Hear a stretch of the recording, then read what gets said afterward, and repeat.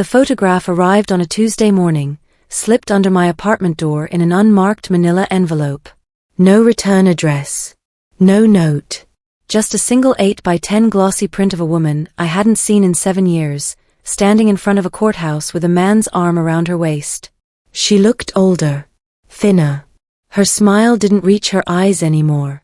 I held that photograph for a long time, studying the way she stood slightly angled away from the camera, the way her left hand clutched her purse strap like a lifeline.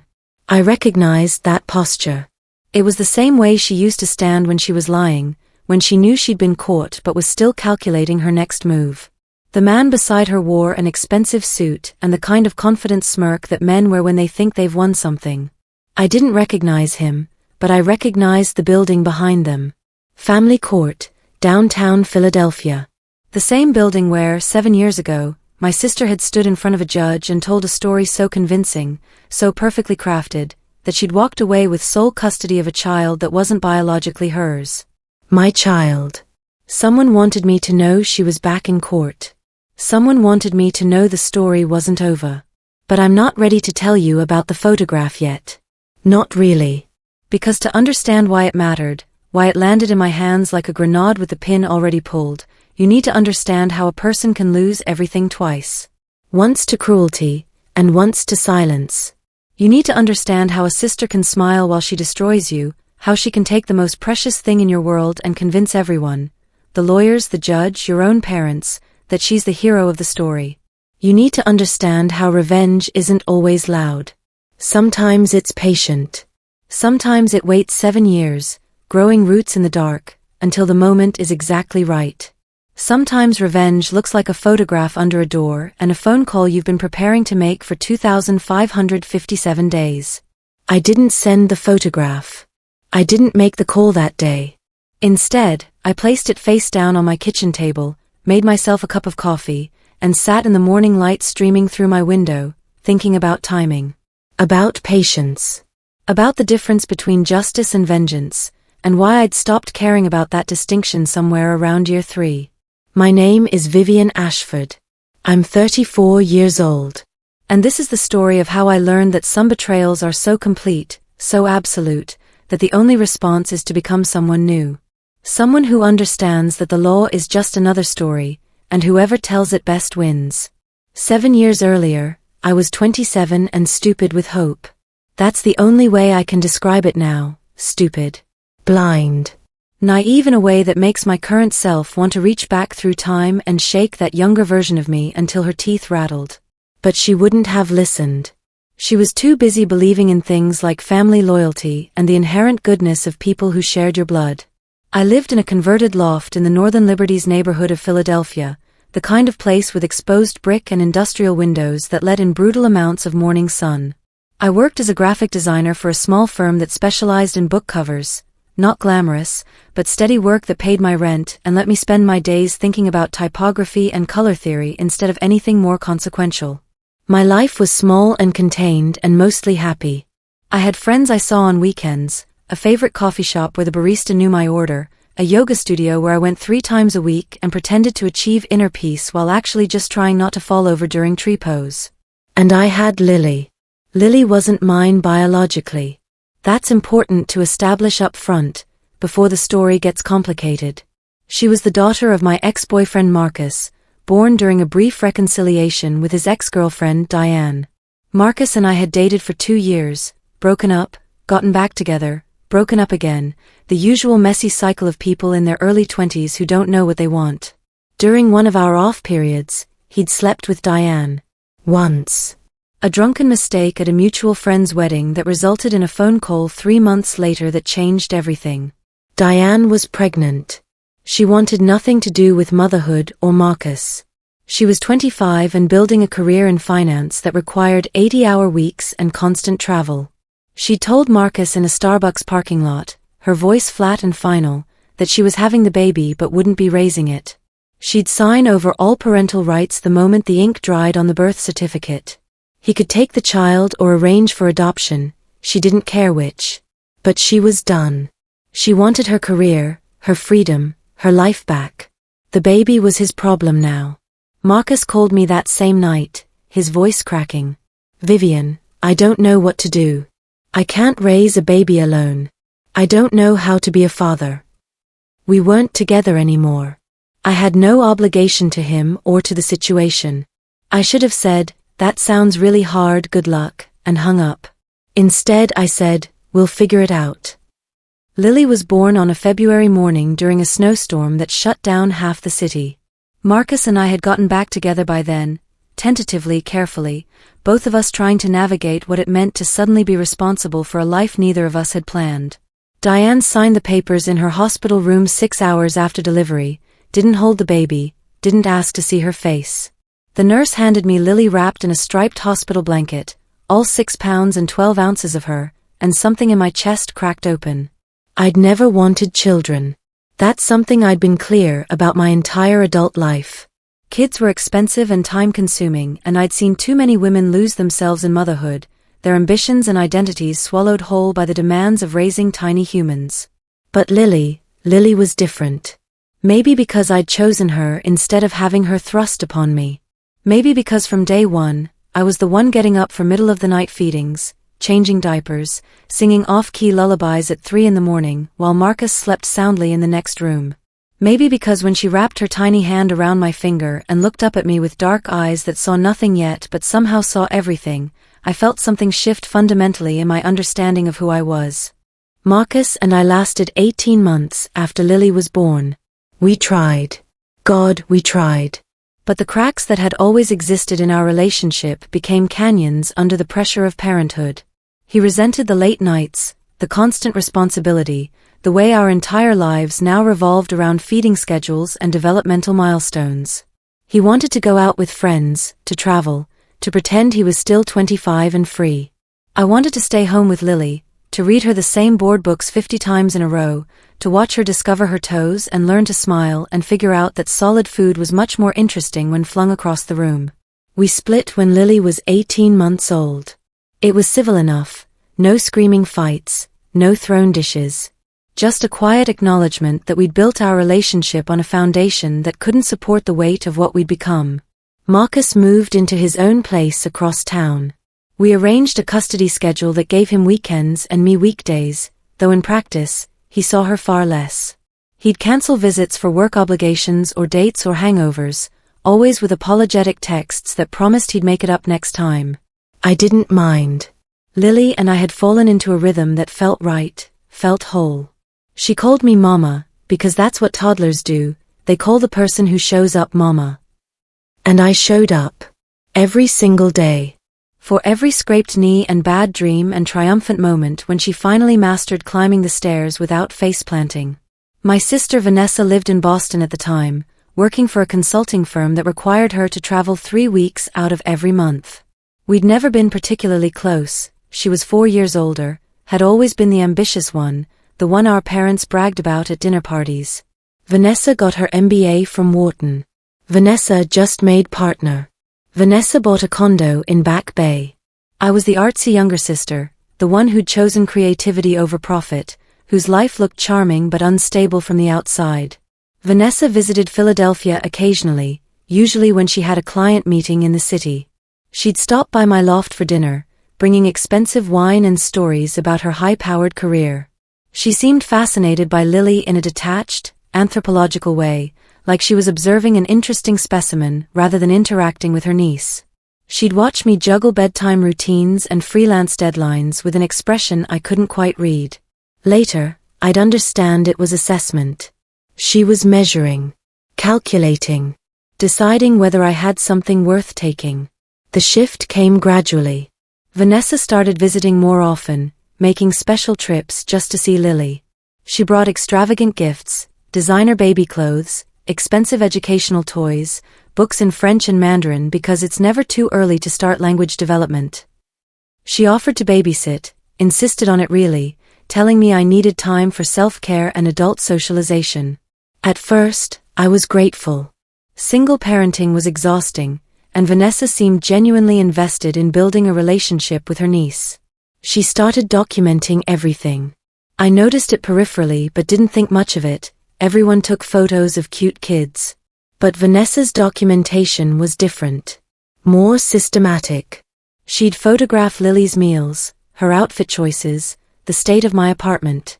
She'd ask questions that seemed casual at the time. Does Lily have regular doctor checkups? What's her vaccination schedule? Is Marcus contributing financially? Looking back, I can see the architecture of what she was building.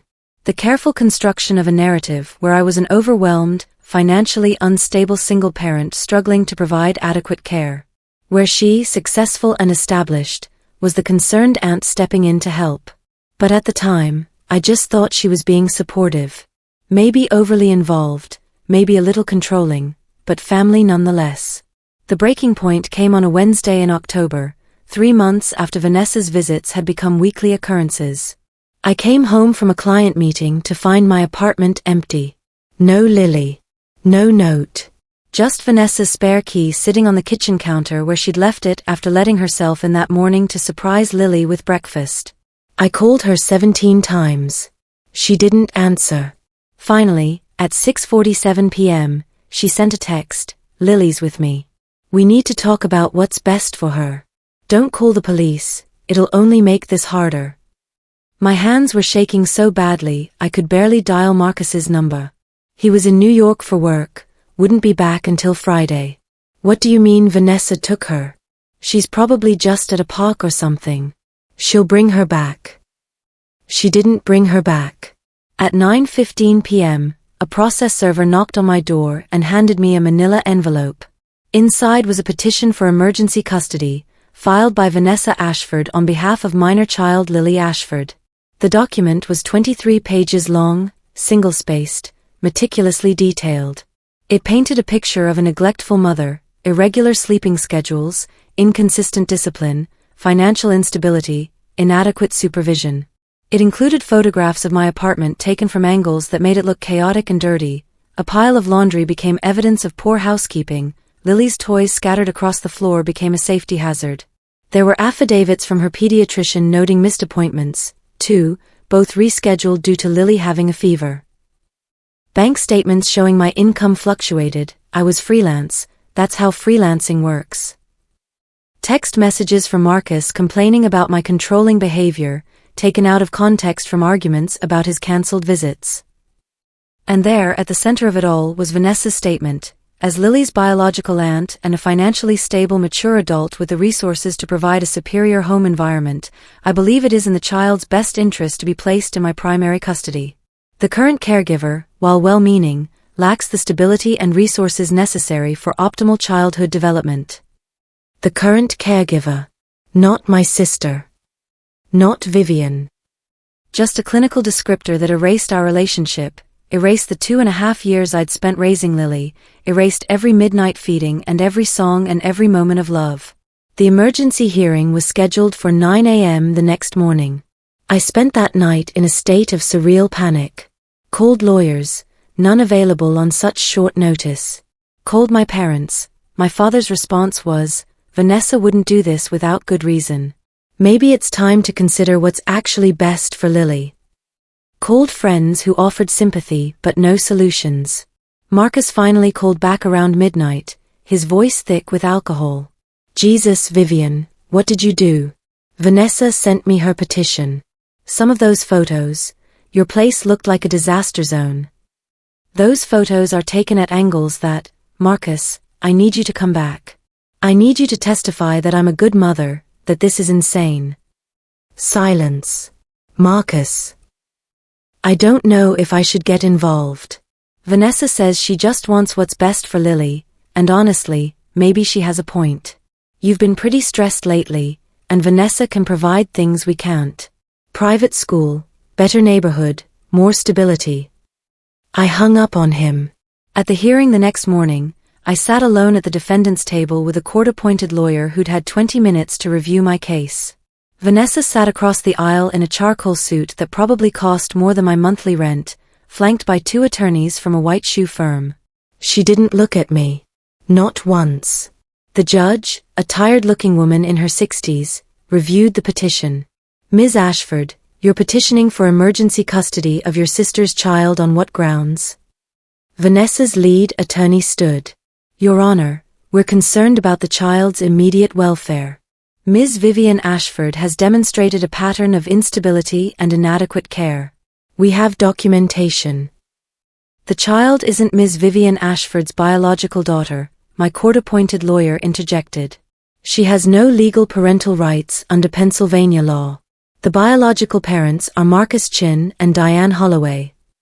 Ms. Holloway terminated all parental rights at birth, Vanessa's attorney countered smoothly. Mr. Chun has been largely absent from the child's life and has indicated he supports my client's petition.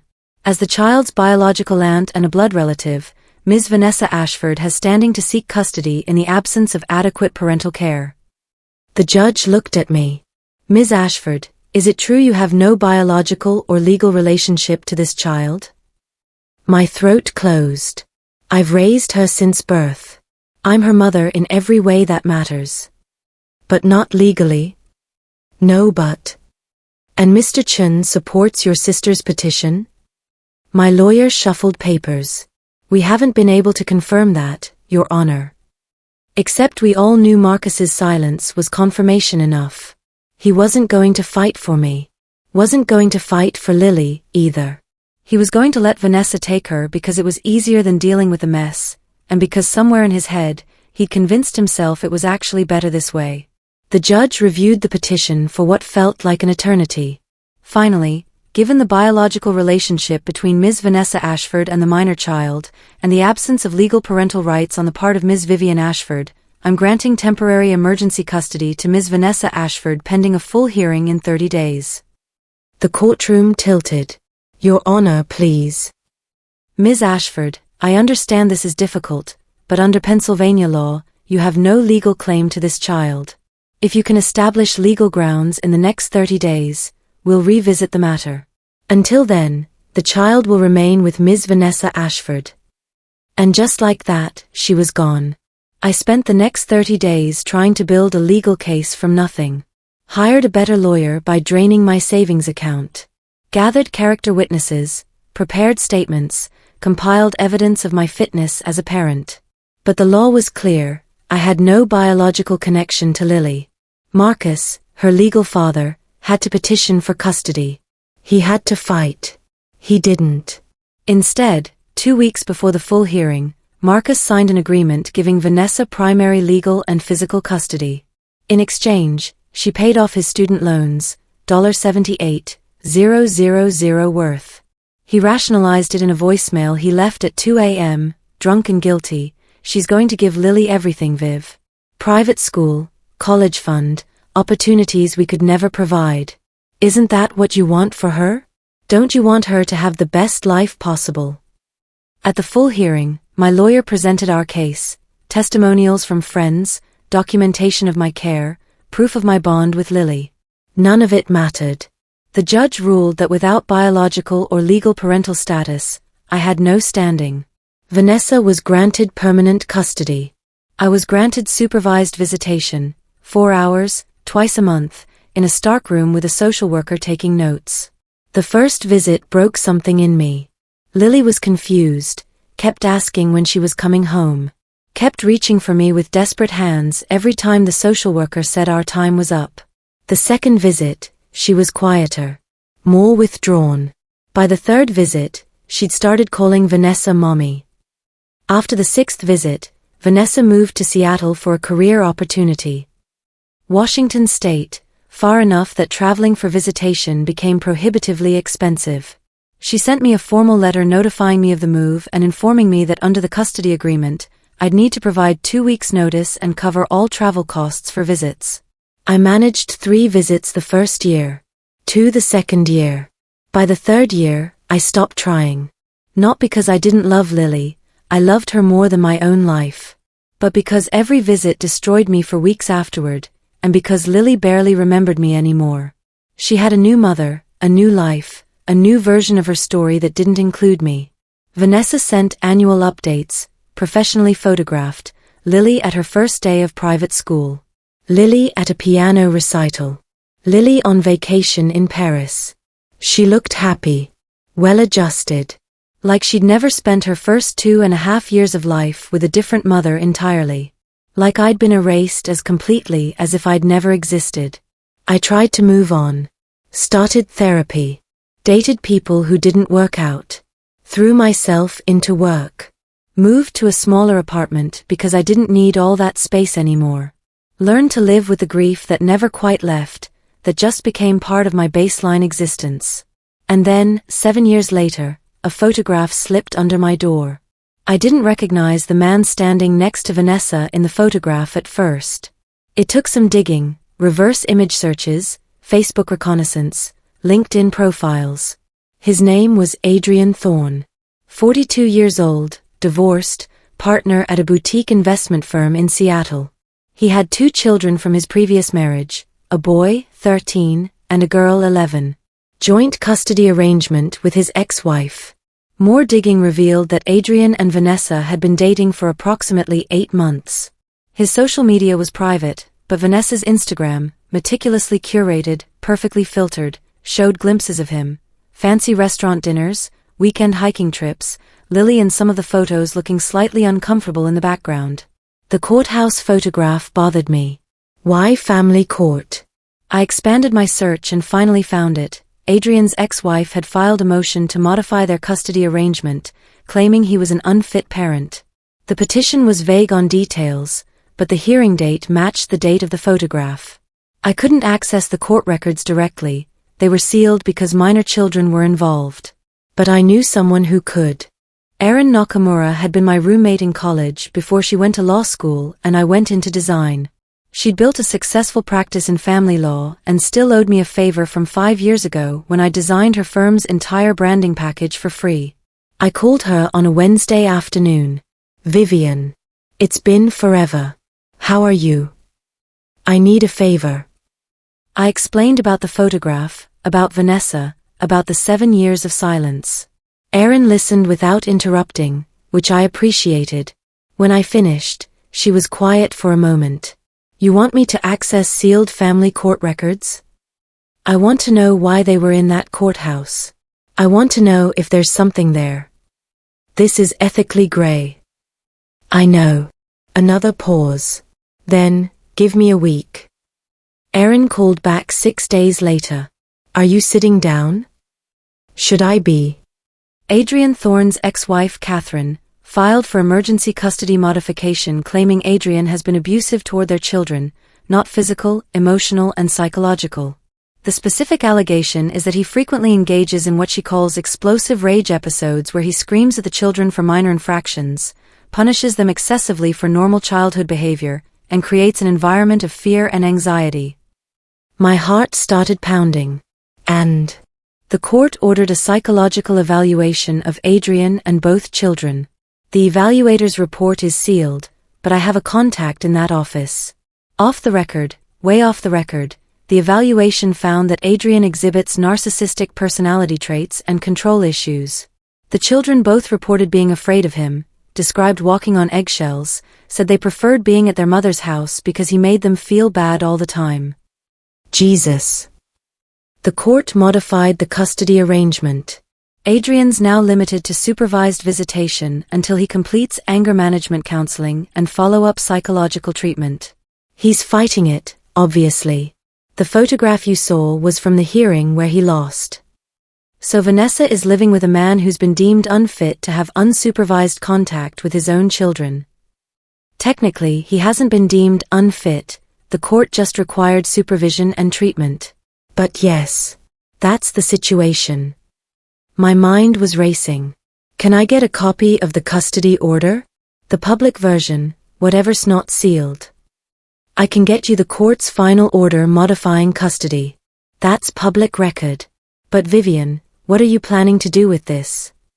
I don't know yet. Be careful. Vanessa has money and lawyers. If you go after her custody of Lily and lose, you could make things worse. Worse than not seeing my daughter for 4 years? Worse than knowing she doesn't even remember I exist. Erin sighed. Fair point. I'll send you what I can. The documents arrived via encrypted email the next day. I read them 3 times, highlighting key passages, making notes in the margins. Then I spent 2 days thinking, planning, considering every angle. The law had failed me 7 years ago because I had no legal standing. Marcus had standing, but he'd chosen money over his daughter. Now, 7 years later, Marcus was out of the picture entirely.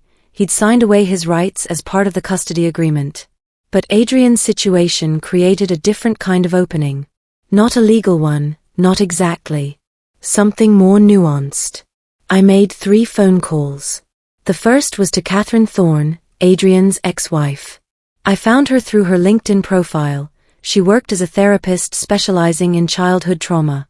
I sent a carefully worded message explaining who I was, how I was connected to Adrian through Vanessa, and asking if she'd be willing to speak with me. She responded within 4 hours, yes. Call me anytime. Catherine was direct, composed, and absolutely furious in a cold, controlled way that I recognized in myself. Adrian is a master manipulator, she told me over the phone. He presents one version of himself to the outside world, charming, successful, generous. But behind closed doors, he's someone else entirely. He needs to control everything. When the kids don't perform perfectly, don't meet his impossible standards, he tears them apart verbally. He's never hit them, but the psychological damage, her voice cracked. It took me 3 years to build a case strong enough for the court to take seriously. 3 years of documentation and therapy notes and recordings. Is he dangerous? Emotionally? Absolutely. Physically? I don't think so, but I wouldn't risk it. Why are you asking about this? I explained about Lily. About Vanessa's custody. About not having seen her in 4 years. Catherine listened, and when I finished she said, I have children living with a man I fought tooth and nail to protect them from. If he's creating that same environment for another child. I need to be strategic about this, I said carefully. I can't just accuse him without evidence. 7 years ago, Vanessa buried me in documentation and legal strategy. If I'm going to do this, I need to be smarter than she was. What do you need from me? Would you be willing to provide a statement about Adrian's behavior patterns? About what it looks like when he's presenting one face to the world while creating a toxic environment at home? Absolutely. And Vivian, I'm sorry about your daughter. I hope you get her back. The second call was to a private investigator named Marcus Soto, no relation to my ex, just an unfortunate coincidence. He specialized in family law cases and came highly recommended by Aaron. I met him at a coffee shop in Rittenhouse Square and laid out what I needed, documentation of the household environment where Lily was living. Not illegal surveillance, nothing that would get thrown out of court, but legitimate observation of Adrian and Vanessa's parenting. How long? Marcus asked. However long it takes to establish a pattern. Could be weeks. Could be months. And I'm not cheap. I have money saved. The remains of my savings account, the freelance income I'd been hoarding for 4 years with no real plan except the vague idea that someday, somehow, I'd need it for this. All right. I'll take the case. The third call was the hardest. I called Diane Holloway, Lily's biological mother, for the first time in 7 years. I tracked her down through her company website. She'd climbed the corporate ladder exactly as she'd planned, was now a VP at a major financial firm. Her assistant put me through after I explained it was about her biological daughter, Vivian. Her voice was exactly as I remembered, crisp, efficient, slightly cold. This is unexpected. I need to ask you something, and I need you to be honest. All right. Do you regret it? Giving up Lily? Silence. Long enough that I thought she'd hung up. Then, no. I made the right choice for my life. I'm not cut out to be a mother, and I've never pretended otherwise. Would you consider signing an affidavit stating that you willingly terminated your parental rights, that you understood I was Lily's primary caregiver, and that you would have supported my adoption of her if Marcus had cooperated? Why? Why? Because I'm going to fight to get her back, and I need to establish that I was her mother in every meaningful sense, even if not legally. Will this cost me anything? Time, money, legal liability? No. Just your signature. Another pause. Send me the affidavit. I'll review it. Marcus Soto worked for 6 weeks. His surveillance was careful, methodical, legal. He documented Lily getting into Vanessa's car after school with slumped shoulders and an expression that looked like resignation. He recorded Adrian yelling at her in a grocery store parking lot about forgetting to bring in the mail, loud enough that other shoppers turned to stare. He noted that she spent most of her time at home in her room, barely emerging except for meals. He catalogued the tight control, Vanessa checking Lily's homework and making her redo assignments that weren't perfect enough, Adrian implementing rigid rules about behavior at the dinner table, both of them criticizing her constantly in ways that seemed minor individually but created a pattern of relentless pressure. He also noted that Lily, now 9 years old, looked anxious and withdrawn. That she didn't play with other kids at recess. That her teachers described her as a perfectionist, who had meltdowns when she made mistakes. The documentation package Marcus compiled was 147 pages. I combined it with Catherine's affidavit, Diane's signed statement, and a detailed account I'd written of Lily's first 2.5 years of life, the years when she'd been happy, confident, secure. The years before Vanessa. Then I hired the best family law attorney in Seattle. His retainer alone was $25,000. His name was David Kwan, and he had a reputation for winning impossible cases. When I explained the situation, he was blunt, "Your odds are maybe 30%. You have no biological relationship, no legal parental rights, and you're challenging a custody arrangement that's been in place for 7 years. But," he held up the documentation package. "This is compelling. If we can demonstrate that the current environment is psychologically harmful, and if we can establish that you were the child's psychological parent during her formative years, we might have a shot." What do we need to prove? That Vanessa obtained custody through misrepresentation and manipulation. That the environment she's providing is not in Lily's best interest. That you have standing as a de facto parent who provided primary care during critical developmental years. It's an uphill battle, but not impossible. File the petition. The petition hit Vanessa like an artillery shell. I know because she called me for the first time in 7 years, her voice shaking with rage. "How dare you? After everything I've done for Lily, you're going to try to take her away from me? You have no rights. No standing. This is harassment." I kept my voice calm. This is a legal petition based on documented concerns about her current environment. If you believe her situation is appropriate, you'll have no problem demonstrating that in court. You can't win this. You couldn't win 7 years ago, and you can't win now. Maybe. But I'm going to try. She hung up. 3 hours later, her attorney sent a cease and desist letter threatening to sue me for harassment and emotional distress. David Kwan responded with a detailed legal brief explaining exactly why my petition had merit. The hearing was scheduled for 6 weeks out. I spent those 6 weeks preparing. David coached me on testimony, prepared me for the inevitable attacks on my character and fitness. We deposed Vanessa and Adrian, both of whom presented polished, perfect facades. Vanessa painted a picture of a stable, loving home. Adrian emphasized his professional success and commitment to family values. Neither acknowledged the psychological evaluation, the supervised visitation order, the documentation of his control issues. But we had Catherine's testimony. We had the private investigator's surveillance. We had Diane's affidavit stating she'd always intended for me to be Lily's mother. We had my 7 years of preserved emails and texts and letters to Lily that Vanessa had never allowed her to receive. We had photographs of Lily before, bright-eyed, confident, joyful, and Lily now, anxious, withdrawn, performing. The hearing lasted 3 days. Vanessa's attorneys were aggressive, skilled, expensive. They attacked my financial instability, my lack of legal rights, my abandonment of Lily for 4 years. David countered every point methodically. I hadn't abandoned her, I'd been systematically excluded. My financial situation was stable now.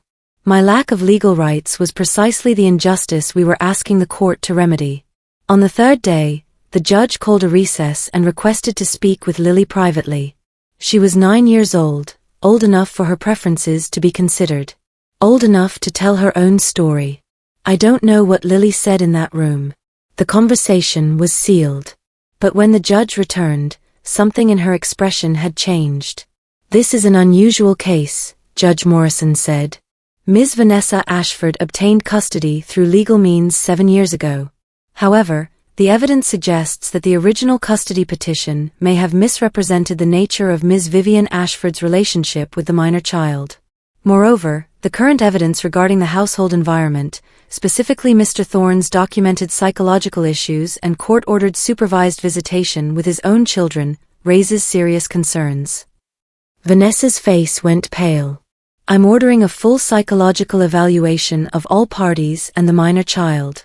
During this evaluation period, I'm modifying the current custody arrangement to allow Ms. Vivian Ashford's supervised visitation every other weekend. We'll reconvene in 90 days to review the evaluation results and determine permanent custody." It wasn't victory. Not yet. But it was possibility. The supervised visits started 2 weeks later. The first one, Lily barely spoke to me. She sat in the corner of the visitation room drawing with fierce concentration, answering my questions in monosyllables. She didn't remember me. Not really. I was a stranger who claimed to have been important once. But I'd learned patience in 7 years of waiting. I didn't push. I brought art supplies because I remembered she'd loved drawing as a toddler. I asked about school, about her favorite books, about nothing consequential. I let her exist without pressure. The second visit, she asked, "Did you really used to take care of me when I was little?" "Yes. From the time you were born until you were 2.5. Vanessa says you weren't good at it. That you couldn't handle it." I took a breath. Vanessa has her version of the story. I have mine. Someday when you're ready, I'll tell you mine. But right now, I'm just glad to be here with you. The third visit, she showed me a drawing she'd made, a house with too many windows and a tree with purple leaves. "The therapist says I'm supposed to draw how I feel." "How do you feel?" "Tired." The evaluations took 12 weeks. Both Vanessa and Adrian underwent psychological assessments. So did I. Lily had multiple sessions with a child psychologist who specialized in custody cases. I answered hundreds of questions about my life, my stability, my fitness as a parent.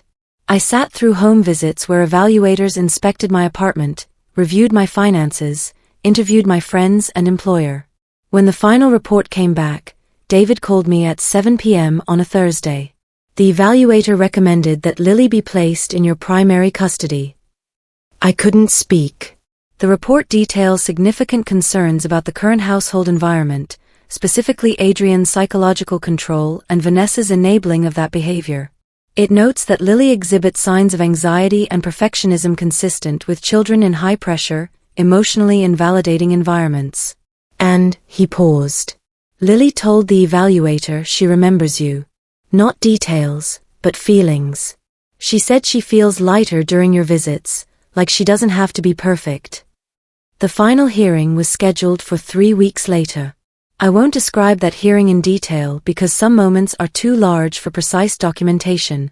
But the outcome was this. Judge Morrison granted me primary legal and physical custody of Lily, citing the psychological evaluator's recommendations and concerns about the current household environment. Vanessa was granted supervised visitation every other weekend, the exact arrangement I'd been given 7 years earlier. The irony wasn't lost on anyone. Vanessa didn't speak to me as we left the courtroom. She walked out with her attorneys, her face a mask of barely controlled fury. Adrian followed, his jaw tight, his eyes promising future battles that never came because 3 months later, Vanessa moved back to Boston alone.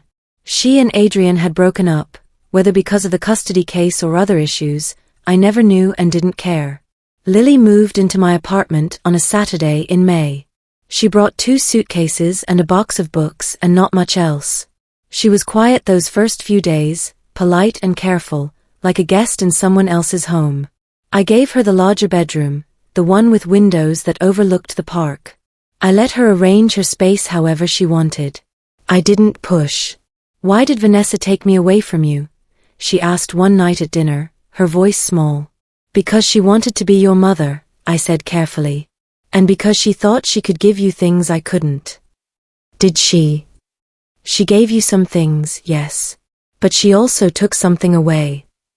What? The feeling of being enough exactly as you are. Lily thought about that for a long time. Then, can I call you Vivian? I'm not ready to call you Mom. You can call me whatever you're comfortable with. 6 months passed. Then a year. Lily slowly relaxed, slowly became someone less anxious and more herself. She still had perfectionist tendencies, still panicked when she made mistakes, but we worked on it together. Therapy helped. Patience helped more. One afternoon, about 14 months after she'd moved in, she was doing homework at the kitchen table and asked casually, "Mom, can you help me with this math problem?" She didn't even notice what she'd called me. But I did. Vanessa exercises her visitation rights sporadically. She shows up for some weekends, cancels others. Lily goes when she's required to, comes back quiet and tense, gradually relaxes again over the following days.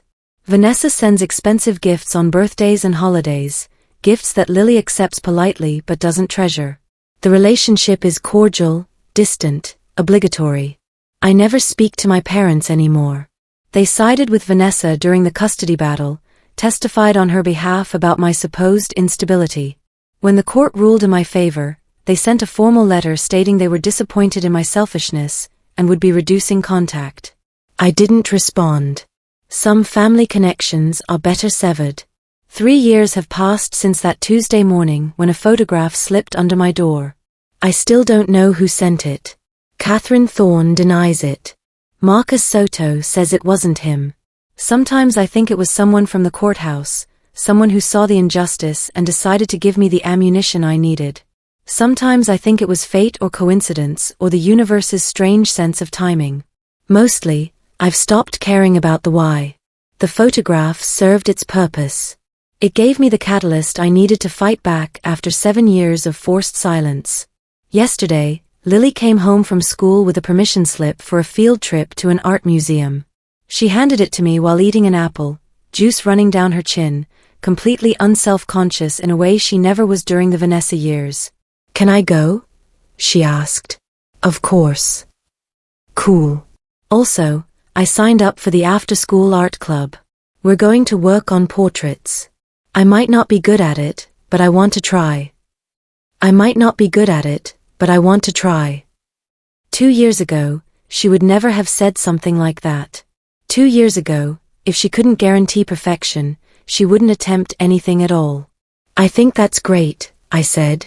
She grinned, apple juice and all, and went back to her homework. I signed the permission slip and thought about the cost of 7 years. About the money I'd spent on lawyers and investigators and court fees.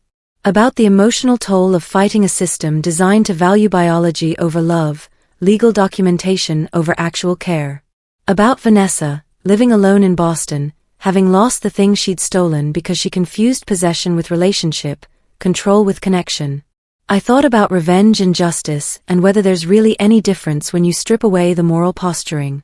I didn't set out to destroy Vanessa's life. I set out to reclaim mine, to reclaim Lily. But the cost to Vanessa, her reputation, her relationship, her self-image as Lily's savior, that was steep. Maybe steeper than even I'd intended. I don't feel guilty. I've examined myself carefully for guilt, for remorse, for any sense that I went too far. I find nothing but a quiet satisfaction that feels like the first full breath after years of drowning. I often wonder if Vanessa looks at her life now, her expensive empty apartment, her career that continues successfully, her supervised visitation schedule with a child who calls her by her first name, and understands what she lost. If she recognizes that the thing she stole 7 years ago was never really hers to keep. That love isn't acquired through legal maneuvering and expensive lawyers, that motherhood isn't about performance and control and creating the perfect image. I wonder, but I don't actually care about the answer.